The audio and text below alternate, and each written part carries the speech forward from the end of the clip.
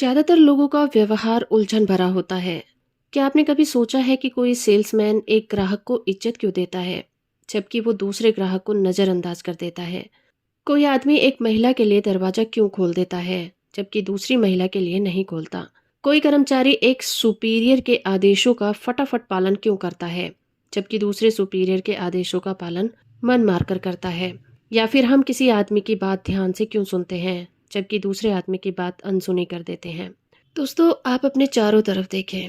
आप देखेंगे कि कई लोगों को हे या फिर यार कहकर बुलाया जाता है, जबकि कई लोग ऐसे होते हैं जिन्हें यस सर कहा जाता है। आप पाएंगे कि कुछ लोगों को अहमियत, वफादारी और तारीफ मिलती है, जबकि बाकी लोगों को ये सब चीज़ें नहीं मिलती। और करीब से देखने पर आप पाएंगे कि जिन लोगों को सबसे ज़्यादा सम्मान मिलता है, वो सबसे ज़्यादा सफल भी होते हैं। इसका कारण क्या है? एक शब्द में इसका जवाब दिया जाए तो इसका कारण है सोच। सोच के कारण ही ऐसा होता है। दूसरे लोग हमें वही देखते हैं जो हम अपने आप में देखते हैं। हमें उसी तरह का व्यवहार मिलता है जिसके काबिल हम खुद को समझते हैं। सोच के कारण ही सारा फर्क पड़ता है। वो आदमी जो खुद को हीन समझता है, चाहे उसकी योग्यता कितनी ही क्यों ना हो, वो हीन ही बना रहता है। आप जैसा सोचते हैं वैसा ही काम करते हैं। अगर कोई व्यक्ति अपने आप को हीन समझता है तो वो उसी तरीके से काम करेगा, चाहे वो अपनी हीनता छुपाने का कितना भी प्रयास क्यों ना करे। ये भावना लंबे समय तक छुपी नहीं रह सकती। जो व्यक्ति ये महसूस करता है कि वो महत्वपूर्ण नहीं है, वो सचमुच महत्वपूर्ण नहीं होता। दूसरी तरफ जो व्यक्ति ये समझता है कि वो हर कोई काम कर सकता है, वो सचमुच उस काम को कर लेगा। इम्पॉर्टेंट बनने के लिए ये सोचना जरूरी है कि हम इम्पॉर्टेंट हैं। सचमुच ऐसा है सोचें, तभी दूसरे लोग भी हमारे बारे में ऐसा सोचेंगे। इसीलिए याद रखें कि आप क्या सोचते हैं इससे तय होता है कि आप कैसा काम करते हैं। आप क्या करते हैं इससे तय होता है दूसरे आपके साथ कैसा व्यवहार करते हैं। दूसरे लोगों का सम्मान पाने के लिए आपको सबसे पहले तो ये सोचना होगा कि आप उस सम्मान के काबिल हैं, और आप अपने आप को जितने सम्मान के काबिल समझेंगे, दूसरे लोग आपको उतना ही सम्मान देंगे। इस सिद्धांत को आजमा कर देख लें।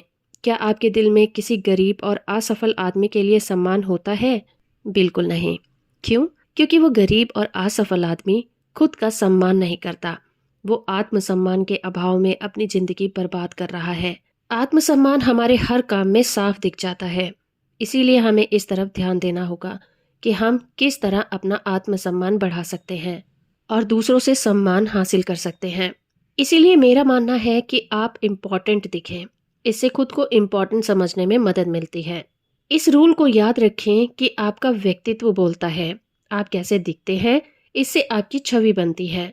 सुनिश्चित कर लें कि आपके बाहरी व्यक्तित्व से आपके बारे में सकारात्मक छवि ही बने। घर से चलते समय सुनिश्चित कर लें कि आप वैसे ही दिख रहे हैं जैसे आप दिखना चाहते हैं। एक एडवर्टाइजमेंट में लिखा था, सही कपड़े पहने, इसके बिना काम नहीं चलेगा। ये एडवर्टीजमेंट अमेरिकी institute of men's and boys wear ने प्रायोजित किया था। इस विज्ञापन को हर ऑफिस, रेस्टरूम, बेडरूम और स्कूल रूम में लगाकर रखना चाहिए। एक और विज्ञापन में एक पुलिस वाला बोलता है, आप किसी बच्चे के हाव भाव से समझ लेते हैं कि ये बच्चा बदमाश है, ये ठीक नहीं है, परंतु ऐसा ही होता है। लोग किसी बच्चे को उसके कपड़ों से पहचानते हैं, और एक बार आप किसी बच्चे के बारे में राय बना लेते हैं तो फिर उस राय को बदलना, उस बच्चे के प्रति अपने रवैये को बदलना बहुत मुश्किल होता है। अपने बच्चे को देखें, उसे उसके टीचर की नज़र से देखें, आपके पड़ोसी की नज़र से देखें। उसका जो हुलिया है, वह जो कपड़े पहनता है, क्या उससे उसकी गलत छवि बन रही है?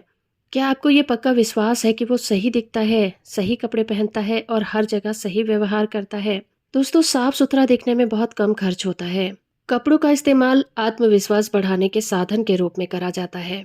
हमारे मनोविज्ञान के प्रोफेसर एग्जाम के एक दिन पहले हमें सलाह दिया करते थे, इस इम्पॉर्टेंट एग्जाम के लिए अच्छे कपड़े पहनना, नई टाई पहन कर आना, अपने सूट को अच्छे से प्रेस कर लेना, अपने जूते चमका लेना, अच्छे दिखना क्योंकि तुम्हें एग्जाम में अच्छा प्रदर्शन करना है। प्रोफेसर का मनोविज्ञान बिल्कुल सही था। इस बारे में कोई गलतफहमी ना पालें। आपके बाहरी रूप, रंग और हुलिये से आपके मानसिक हुलिये पर भी प्रभाव पड़ता है। आप बाहर से कैसे दिखते हैं, ये इस बात को प्रभावित करता है कि आप किस तरह सोचते हैं। या आप अंदर से कैसा महसूस करते हैं। आपके कपड़ों के आधार पर ये तय होता है कि लोग आपके बारे में क्या सोचते हैं। सिद्धांत में ये सुनना अच्छा लगता है कि लोगों को आदमी की बुद्धि देखनी चाहिए, कपड़े नहीं। परंतु इससे धोखा न खाएं। लोग आपके बाहरी व्यक्तित्व के हिसाब से अपना मूल्यांकन करते हैं। आपका बाहरी व्यक्तित्व ही लोगों के मूल्यांकन का पहला आधार होता है और पहली छवि हमेशा के लिए हो जाती है। एक दिन सुपरमार्केट में मैंने एक टेबल पर अंगूर रखे देखे जिन पर कीमत डली थी 1 पौंड 15 सेंट। दूसरी टेबल पर भी बिल्कुल वैसे ही अंगूर रखे थे, परंतु उन्हें पॉलीथीन बैग में पैक किया हुआ था और उनकी कीमत लिखी हुई थी 2 पौंड 35 सेंट। मैंने वजन करने वाले युवक से पूछा, इन दोनों तरह के अंगूरों में क्या फर्क है? दोनों में फर्क है, उसने जवाब दिया, पॉलीथीन के कवर का। पॉलीथीन वाले अंगूर साधारण अंगूरों से 2 गुना ज्यादा बिकते हैं क्योंकि वो ज्यादा आकर्षक दिखते हैं। अगली बार जब आप खुद को बेचने जाएं तो अंगूरों के उदाहरण को ध्यान में रखें। अच्छी पैकिंग हो तो आप अपने आप को ज्यादा अच्छी तरह से बेच पाएंगे और ज्यादा कीमत में भी। इससे हमें ये शिक्षा मिलती है कि आपकी पार्किंग जितनी अच्छी होगी आपको उतना ज्यादा पसंद किया जाएगा। कल आप उन लोगों को देखें जिन्हें रेस्तरां, बसों, भीड़ भरी लॉबियों, स्टोर्स और ऑफिस में सबसे ज्यादा सम्मान मिलता है। लोग सामने वाले आदमी पर एक नजर डालते हैं, मन में उसका मूल्यांकन करते हैं और साथ उसी तरह व्यवहार करते हैं। हम किसी आदमी की तरफ देखते हैं और यार वाला व्यवहार करते हैं। हम दूसरे आदमी की तरफ देखते हैं और यस सर वाला व्यवहार करते हैं। हाँ, आदमी का बाहरी आवरण बोलता है। अच्छी वेशभूषा वाले व्यक्ति की सकारात्मक छाप पड़ती है। इससे लोगों तक ये संदेश पहुंचता है कि ये महत्वपूर्ण व्यक्ति है, बुद्धिमान, अमीर और भरोसेमंद भी। इस व्यक्ति का सम्मान करना चाहिए। फटेहाल या गंदे कपड़े पहने व्यक्ति की लोगों पर नकारात्मक छाप पड़ती है। ऐसे कपड़ों से ये संदेश पहुंचता है, यह रहा एक असफल व्यक्ति, लापरवाह, अयोग्य, महत्वहीन। वो सिर्फ एक औसत आदमी है। उसकी तरफ कोई विशेष ध्यान नहीं देना चाहिए, उसे धक्के खाने की आदत होगी। इसी से जुड़ा है एक और सवाल, दुगनी कीमत दो और आधी संख्या खरीदो। इस सूत्र को दिमाग में अच्छी तरह से बिठा लें, फिर इस पर अमल करें। अपने हैट, सूट, जूते, मोजे, कोट, जो भी कपड़े आप पहने इसी हिसाब के पहने। जहाँ तक दिखने का सवाल है, क्वालिटी ज़्यादा महत्वपूर्ण होती है, क्वांटिटी कम महत्वपूर्ण होती है। जब आप इस सिद्धांत पर अमल करेंगे तो आप पाएंगे कि ना सिर्फ इससे आपकी नज़रों में आपका सम्मान बढ़ेगा, बल्कि दूसरे लोगों की नज़रों में भी आपका सम्मान कई गुना बढ़ जाएगा। और आप पाएंगे कि ज़्यादा महंगे कपड़े पहनने के बाद भी आप फायदे में रहे हैं। आपके कपड़े ज़्यादा समय तक चलेंगे क्योंकि वो सस्ते कपड़ों से ज़्यादा टिकाऊ होते हैं और जब तक वो चलेंगे तब तक उसकी क्वालिटी बनी रहेगी। जो आप खरीदेंगे वो ज़्यादा समय तक फैशन में बना रहेगा। अच्छे कपड़े हमेशा फैशन में बने रहते हैं। आपको अच्छी सलाह मिलेगी। जो दुकानदार $200 का सूट बेचता है वो $100 का सूट बेचने वाले दुकानदार के बजाय सही कपड़ा चुनने में आपकी मदद करेगा। आप अपने बारे में जो सोचते हैं आप वही होते हैं। अगर आपके पहनावे से आपको लगता है कि आप हीन हैं तो आप वाकई हीन होते हैं। अगर आपको लगता है कि आप छोटे हैं तो आप सचमुच छोटे बन जाते हैं। अच्छा दिखने की कोशिश करें, तभी आप खुद को खुद में अच्छा महसूस करेंगे और काम भी कर पाएंगे। ये सोचे कि काम इम्पॉर्टेंट है। काम के बारे में 3 ईंट उठाने वालों की कहानी मशहूर है। जब ये सवाल पूछा गया कि तुम क्या कर रहे हो, तो पहले ईंट जमाने वाले ने कहा, मैं ईंट जमा कर रहा हूँ। दूसरे ने जवाब दिया, मैं प्रति घंटे $9 कमा रहा हूँ। और तीसरे ने जवाब दिया, मैं तो दुनिया का सबसे महान गिरजाघर बना रहा हूँ। ये कहानी हमें बताती है कि बाद में इन 3 ईंट वालों की जिंदगी में क्या हुआ। पर आपको क्या लगता है क्या हुआ होगा? शायद पहले दोनों ईंट वाले जिंदगी भर वही काम करते रहे होंगे, ईंट ढोने वाला और ईंट जमाने वाला। उन दोनों में भविष्य को देखने की दृष्टि नहीं थी। वो अपने काम का सम्मान नहीं करते थे। उन्हें कोई चीज पीछे से धकेलकर महान सफलता की तरफ नहीं ले जा रही थी। पर आप शर्त लगा सकते हैं कि तीसरा कारीगर जिसने ये कहा था कि मैं महान गिरजाघर बना रहा था, उसने हमेशा ईंट नहीं उठाई होगी। शायद वो फॉरमैन बन गया होगा, या शायद कॉन्ट्रैक्टर, या शायद एक आर्किटेक्ट भी। वो आगे की तरफ ही गया होगा क्योंकि इंसान की सोच ही उसकी प्रगति का आधार होती है। तीसरे नंबर का कारीगर ऊंचा सोच रखता था, उसके विचार भी ऊंचे थे और उसे अपने काम के महत्व का भी एहसास था।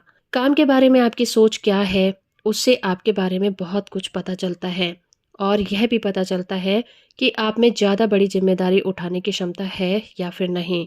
दोस्तों, हैरानी की बात यह है कि हम में से बहुत से लोग सफलता की इन टेक्निक को जानकर या सुनकर हंस देंगे, क्योंकि वो ये मानने को तैयार ही नहीं है कि विचारों के द्वारा खुद को नियंत्रित करके सफलता पाई जा सकती है। पर मेहरबानी करके उन औसत व्यक्तियों की बात को ना सुने, क्योंकि आप एक औसत व्यक्ति नहीं हैं। अगर आपको खुद के हाथों खुद को बेचने के सिद्धांत के बारे में कोई शंका है, तो अपनी पहचान के सबसे सफल व्यक्ति से सलाह लें। फिर वो इस बारे में क्या सोचते हैं उनसे पूछें, और फिर खुद के हाथों खुद को बेचना शुरू कर दें। इसीलिए दोस्तों, मेरा मानना है कि अपनी सोच को विकसित करें, इम्पोर्टेंट लोगों की तरह बिहेव करें, उन्हीं की तरह सोचें। अपनी सोच को विकसित करने का मतलब होता है अपने कामों को विकसित करना, और इसी से सफलता मिलती है।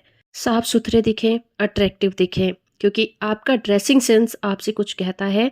इतना ही नहीं, वो पूरे समाज से कुछ कहता है, जिसकी वजह से आपके बारे में उनके दिमाग में एक छवि बनती है।